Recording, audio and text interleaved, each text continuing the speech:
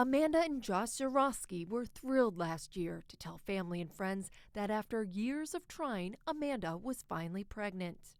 Then, 4 months into her pregnancy, her water broke. You're 100% for sure going to lose your baby. We just kept asking, isn't there anything we can do? Isn't there anything we can do? And the answer was no. But doctors in Texas said they couldn't do an abortion. Amanda became septic, needed a blood transfusion. Her family flew in because they feared she would die. Amanda lost her baby but survived and is now the lead plaintiff in a lawsuit filed Monday in a Texas court against the state and the Texas Medical Board. Because abortion is a crime in Texas, punishable by up to 99 years in prison.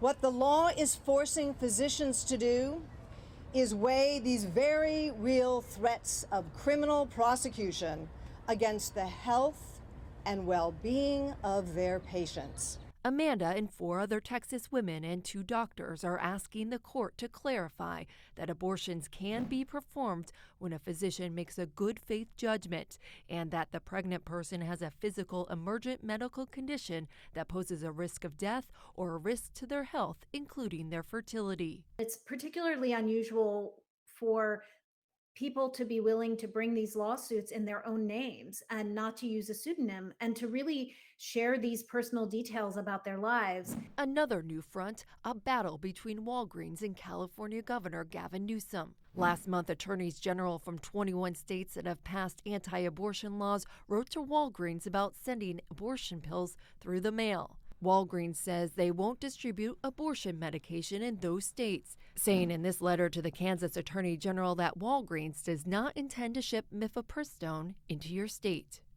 Newsom countered with a tweet, California won't be doing business with Walgreens or any company that cowers to the extremists and puts women's lives at risk. He didn't specify what business his state has with a drugstore chain.